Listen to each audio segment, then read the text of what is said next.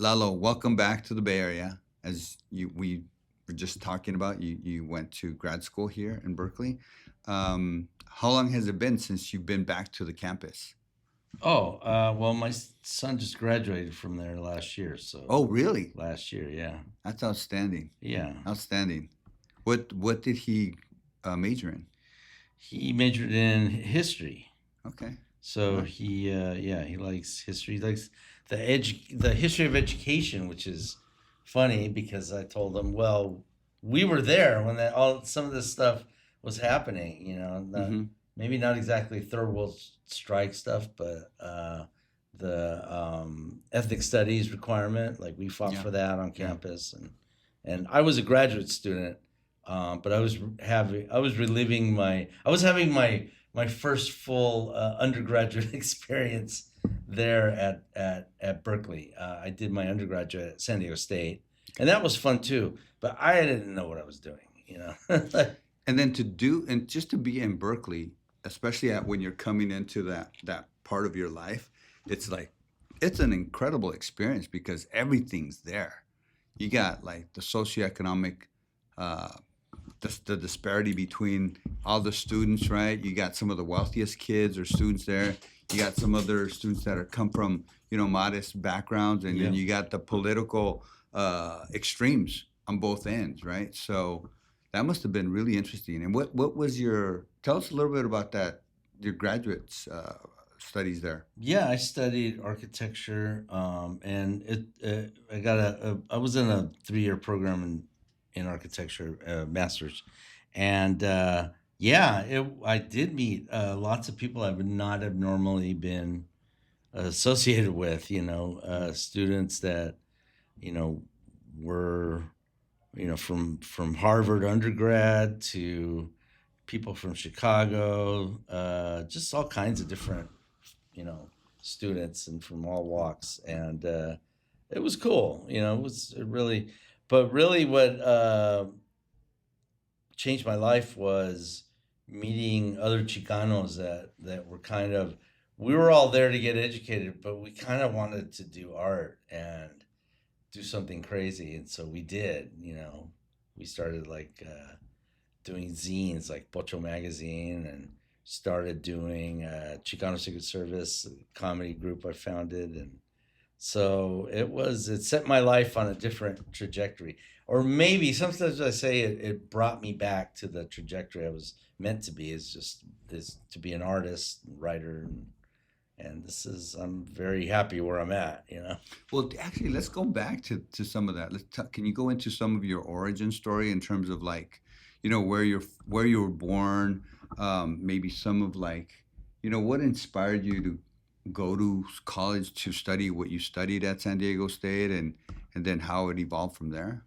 Sure, I grew up in San Diego on the border, and my parents were Mexican immigrants from Sinaloa and Zacatecas. Hmm. And when you grow up on the border, you grow up going back and forth, Yeah. and that's what kind of opened my mind to this situation I was born into. I was like first generation, but also like Chicano, and of the classic wave, in the '70s, and all, more cultural, but then becoming political, learning about Chicano art and stuff in San Diego, and so that's how I got attracted to making political art. But for some reason, I was always attracted to the news and pointing out injustice, like in the way that a journalist does. And so, because I had the ability to draw, I think that's the reason I ended up doing editorial cartooning. I did that in college, and I just love doing it. I love doing it today, and I'm doing it right now as we speak. I'm doing. We're watching, or I'm watching the magic happen in real time, which is pretty awesome. No, this is so cool to be observing this. So Then when you went to the grad program at Berkeley, you said you're studying architecture. So like how did that shift happen? I mean, I was actually at San Diego State doing studying art was my degree, but it was the emphasis in environmental design, and I just attracted to architecture, and it also felt like it was a career I could make a living at, and I even worked at a couple firms down there.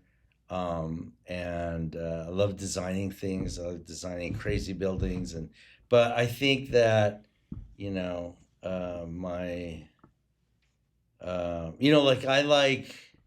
like I decades later, I discovered this cartoonist that I never got to meet, but I felt like he and I were like really Kindred spirits or something? kindred spirits. This guy Ron Cobb, he was an Australian cartoonist. Hmm. He was an editorial cartoonist, and he was in the '70s, and he was actually in L.A. When I was in San Diego, in the '70s, and by the time he was in it, and he was doing ecological cartoons, like on ecology, right? Hmm. That was his like cause.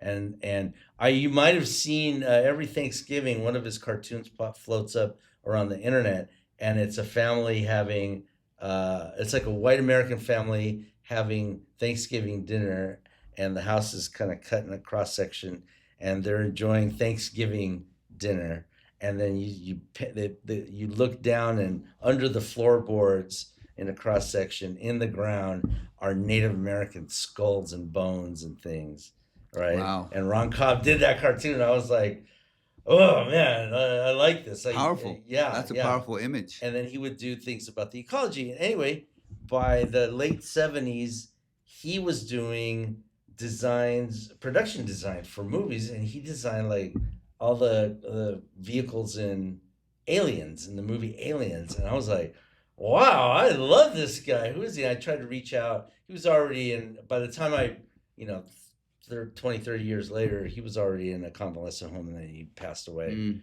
But in Australia, I think, is where he went back. But anyway, I was like, oh, you can do it.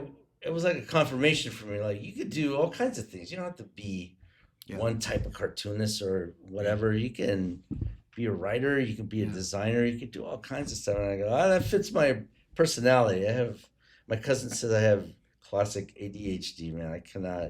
I focus on everything and nothing, at the same time. I can relate to some of that. But here's the other part in terms of this guy, Cobb, right? Yeah. I feel like we need those pioneers. We need those mavericks that can be that inspiration for us, because sometimes we don't know what's possible until we see somebody like pushing the boundaries, pushing those limits to kind of say, hey, you know what? You can do some of this too, or do it in your own way. That's right. That is like another example is a cartoonist that I grew up reading a strip. His name was Gus Arriola, and he was a Chicano from Tucson, and he did this comic strip called Gordo, and it was the first nationally syndicated strip by an actual Latino. He was a Chicano, and he was the first one in the U.S. in around 1941, I think, or 42. And then World War II interrupted him. He went and fought in World War II, came back, and then continued the strip, and eventually he was moved to L.A., and at some point, I think he was already in LA, but he gravitated to Hollywood and became an animator for, I think, Walt Disney and for whoever, right? But there's always this like we've always been there in animation in Hollywood. It's just the workhorses that do all the drawings, right? I joke with Cheech one time because I was presenting an award to Cheech in Sacramento, and for the Latino Spirit Awards. and we did a podcast together for one of the members of the assembly, I think. And I said, Cheech, I have a crazy racial theory that Mesoamerican people have like a graphic design gene. And he looked at me and he said, duh. Oh God. Cheech collects, as he normally, like, yes, the typical response of, like, yeah, and he, he should know he collects he has the biggest art collection, right? collection. The Cheech Museum is amazing in Riverside. But yeah, I always felt like this stuff just kind of flows, and it's a cultural thing, and it's just a lot of factors, but you just got to go back and look at the great visual record that we have as people, in Mesoamerica, and it's just a bold graphic design skill that is incorporated into everything, and their religion and the like pots, everything, the clothes, and it's really, really strong. And so I try to kind of keep at it to continue that tradition of just designing everything and whatever. But guys like Ron Cobb, guys like Gus Ariola, those definitely inspiring and definitely examples and role models that they didn't know they were being role models. I don't know when I'm being a role model. I'm like, please don't watch me get drunk. I'm not being a role model right now. And but when you just do it, and someone will notice, and young people do notice. Absolutely. Well, there's so many of us that are paying attention. Yeah, we're paying attention. We need to pay attention because there's so many artists and just people in all these different spaces that are pushing the envelope. And I feel like that's what you've done. You push the envelope. And the other thing that I'm going to bring back to the whole Cobb example is that, you mentioned that he ended up doing some work in film or something like that, right? Right. For my favorite movies, the Alien movies are amazing. Okay, so he does that, and then, you're observing this, and then I don't know how many years later, you're like working on one of the most, I guess, iconic Disney films that has grossed, I don't know what the record is in terms of sales that Coco did, right? Because you were involved in that project. Yes. Coco made about $850 million, right? But I mean, that was 10 years ago. Yeah. So it's probably made over $1 billion. Yeah. And do you know if it's like the highest grossing film for Disney, Pixar, or whatever? No, I'm sure like Toy Story is higher. Well, I think at one point I read that it was breaking records, maybe because of like the early onset of like ticket sales and stuff like that. Because it also went it did really well internationally, right? Yeah. So I talked to this guy that at the Pixar campus. He was visiting with his family. He was from Asia. He was from I want to say he was based in Hong Kong. Mm-hmm. And he was in charge of Disney movie distribution in Asia. And he told me, he goes, you haven't seen, he was a Chinese guy. He said, you haven't seen anything until you've been in a crowded movie theater in China full of Chinese people weeping as they're watching Coco.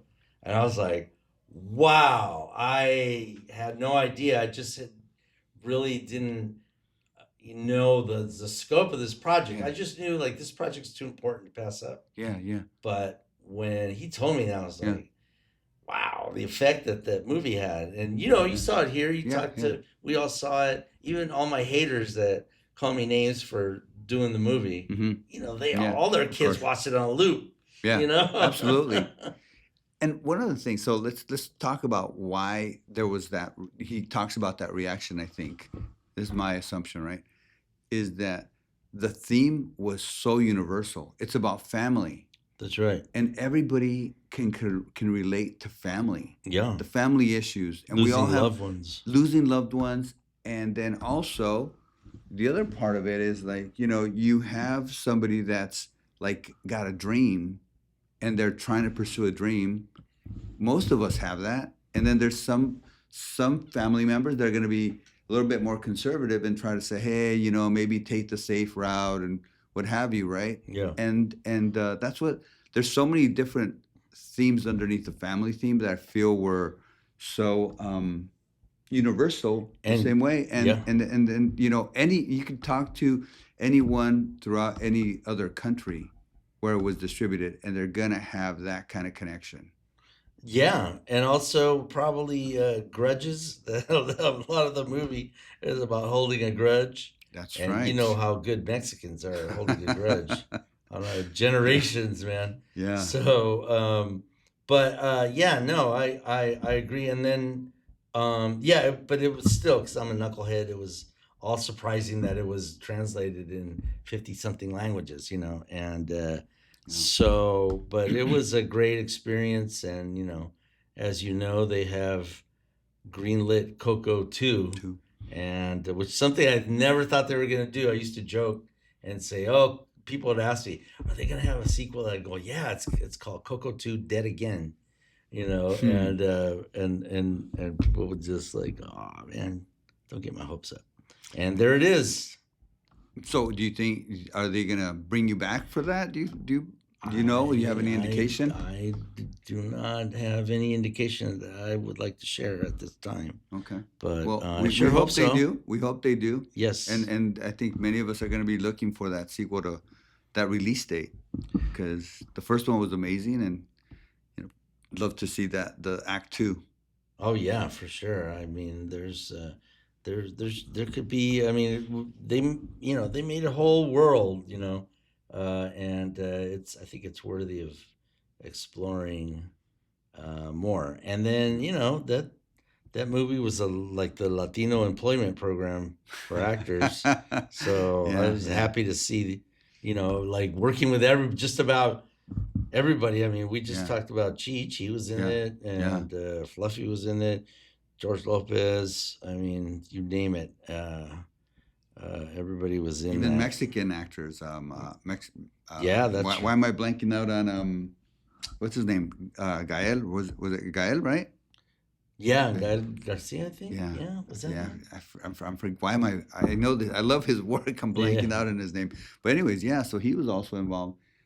How many folks were part of the cultural consultant team, or how do you call that work that you did? Yeah, there was cultural consulting, and it was a trio, Hmm. and it was myself. The main uh, person was Marcella, Marcella, and Aviles. I'm blanking. Marcella Davison Aviles. Davison Yes. Aviles, and yeah, so she's the one that wrote me in, um, and then it was Octavio Solis, Hmm.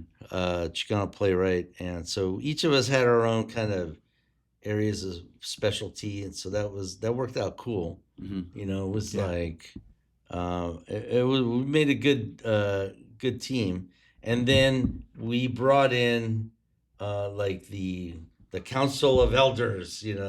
We brought in more people to give their opinion. Yeah. People from different, really from across mostly the Southwest. We brought in lots of Mexican Americans that are artists and writers and community people, authors, to kind of give their opinion, and that was also very nice. And I think that is something that like Disney had never done before. They had never hired, I think, so many consultants. They had never, they knew that they had some amends to amend for Yeah. Exactly. So with that bad move. exactly, and now know we're both. I mean, I know what movie you're talking about, which was kind of pretty incredible that they would endeavor to do something like that, right? But let's is there something? Let's talk about like let's talk about like something, anything specific that you felt like, okay, that's see that scene right there. That was me telling them they should incorporate this kind of a thing.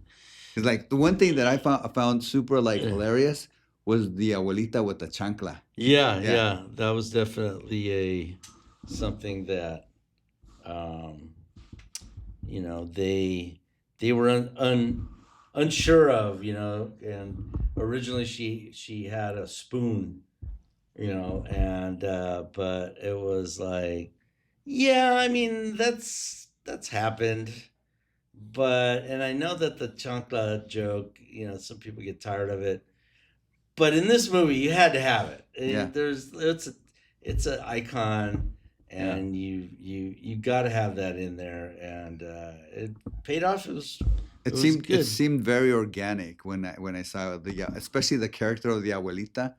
It was just like that was perfect. I Yeah. could see that abuelita, throwing that chancla. Oh, right. I mean, You we've know, all been maybe threatened or scared of that. exactly. But yeah, no, stuff like that. And also, keeping things on track historically, Yeah, things like that. There's just a lot of different things. And then, we also did like on the merchandising side, we did a lot of, they had us doing everything. really. We worked on the movie marketing, we worked on the merchandising, just giving advice or Yeah, yeah, going over language or whatever, and the not overdoing it. I mentioned in my earlier speech today that the Coco was one of the least merchandised movies, at least when it came out. Now they're not doing Coco Land, but they're gonna have a ride, and they do have the dancers out at Disneyland all the time, and Coco on Ice. I think I've seen a billboard for. really. I think I've seen some characters from Coco on Ice. It's That's Coco on a. Ice. That sounds delicious. Doesn't it? It's like a delicious drink. Yeah, yeah, yeah. But they didn't. Like we advised them, like they wanted to make alebrijes, mass produce them, and we're like, yeah, that's kind of. I mean, they're not. They're. I wouldn't call them sacred animals, but people treat them. It's a cultural kind of an icon Mm-hmm. thing, and we don't Mm-hmm. need to mass produce Ma- those. yeah, the So mass that, marketing of that kind of thing yeah, probably would have backfired a little bit, yeah. maybe. Plus, that would just they said, well, if we when they want, we told them you should make them out of wood. They looked into that and they said, well, we'll have to destroy half the rainforest to make Yeah, that much. yeah, So they toned it down. They didn't make plastic ones. They made some plushies and kind of kept it a yeah, little mellow. So yeah, it was good. There wasn't yeah. a. There might have been one Coco, not a Happy Meal, but like a toy at Subway or something. Mm. What are you gonna do? Yeah, Some of yeah, that yeah, stuff yeah. gets through. Huh. Yeah, absolutely. So, Lalo, you are an award-winning producer, writer, activist, and obviously political cartoonist. What do you feel like you're best known for or most known for? Oh, um, I don't know. I like. I feel like my main emphasis is the editorial cartoons. Hmm. I love doing this, and I'm never gonna stop. And so I think I enjoy making, kind of shooting for making some iconic images that people will always share or remember, or Hmm. Hmm. and so I hope I'm best remembered for that. The one that speaks to probably the most to me is the one that you did with the farm worker. I think it's the farm worker that's got his hands spread out like this and kind of like looking down. Oh And yeah, then you got the basically the produce in trucks yeah. or semis that are going across his arms. That was pretty. That's symbolic, and that symbolism is pretty strong Oh, in a thank lot of you. different ways. Yeah, I had mentioned too. I always mentioned that it's funny because some people will come up and say, "Oh man, this is a great cartoon," my dad's a truck driver. Thank you for making this cartoon about my dad. I'm like, oh, it's not really about your dad. It's about the farm worker. Yeah, yeah, But yeah, truck drivers are important too. They yeah, haul the food and they work hard hours, and yeah, a lot yeah. of them are Latino also. Latinos. Yeah. So like, okay, cool. I wasn't going for that, but I'll take it. Wow. But yeah, I like to do cartoons to kind of remind people, that farm workers are super important and they deserve our thanks and respect. Absolutely, absolutely. We had um, the opportunity to film a documentary called Campesinos America's Unsung Heroes, and first endeavor into doing a documentary. We got into several film festivals, and lo and behold, we start winning awards. That's great. And but here's the thing, and we've gotten a lot of awards for our work, and like the different types of work that we do for clients, or things that we take on ourselves. But the the thing that's probably the most fulfilling out of that project was that we were invited to present it to congressional members in DC by congressional members, and that's like to us that was like probably the most incredible accomplishment of that film, Mhm. because of the conversations that we had with those elected officials at the nation's capital. Um, That's great, man. and it's definitely like, I think maybe that's why one of the reasons why that particular image is probably my favorite out of the ones that you've done.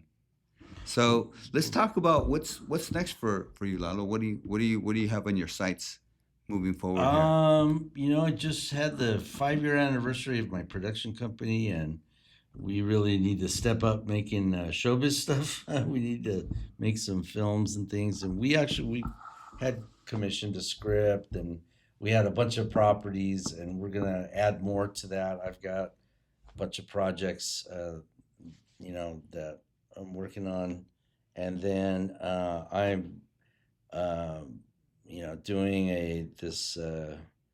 I, I think I'm going to sell all of them, but this one really think we're going to sell. I joined up with another production company to be the showrunner for an adult animated comedy that will melt the internet. I think if it comes out, because I think it's super funny and also super notorious, I guess, or recognizable too.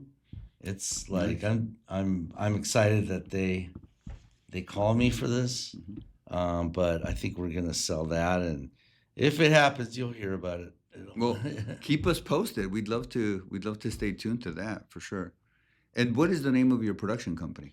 Pocho Villa Oh yeah, I Productions. did see. I remember seeing it now. Yeah, Yeah. Pocho. That's awesome. I love that. Oh, thank you. And then what kind of focus do you have in the projects that you are pursuing through that? Um, we did a lot of this COVID messaging, a lot of political messaging with animation for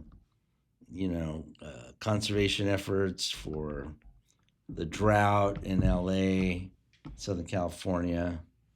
So a lot of stuff like that. Hmm. But as I said, I told my partner, we got to make some movies or something, because we're just talking about it, and we did roll out a script that's pretty funny, like a Chicano Goonies movie, but hasn't gone anywhere. We're got lots of other ideas, and I have this Pachuco kind of superhero, anti-hero project I want to do. Been drawing, and All of that sounds really intriguing. I'm a big fan of Goonies. I think I'm that age when they came out, and yeah, it was like such a iconic film, right? right. And then and now you're talking adding some Latino flair to that, or a version of that resonates even more with me and my background. So Yeah, it definitely. would be fun.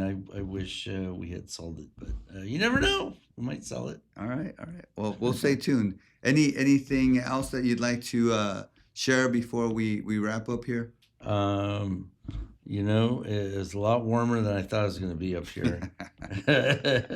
Yeah, But yeah. you have some nice spring weather. No, absolutely. It's beautiful. And yeah. All right, Lalo, thank you so much for spending a part of your afternoon with us. Sure. And it's so cool that we got to see you work, or I got to see you work on this piece. And Yeah, and see aren't the you all magic. jealous out there? You can't see this. Is that something that we could take a sneak peek at with a shot at that, or is that this is probably not going to air for a while? Oh anyway, yeah, yeah, of course. so, Take it. I'll yeah, send just you. or just you want to do a quick. Oh yeah, I intro. forgot. So I was talking to all the invisible people, but I forgot I'm on camera. All right, can you? Yeah, here it comes. Just making it sizing. So it's an obituary cartoon for Pope Francis. Keep calling him John Paul. What did you do? Yeah, Pope Francis. Yeah. Pope Francis is, emphasizing he was the first Latino pope, and so he loved the Virgen de Guadalupe. So Yeah. combining all that. That's awesome.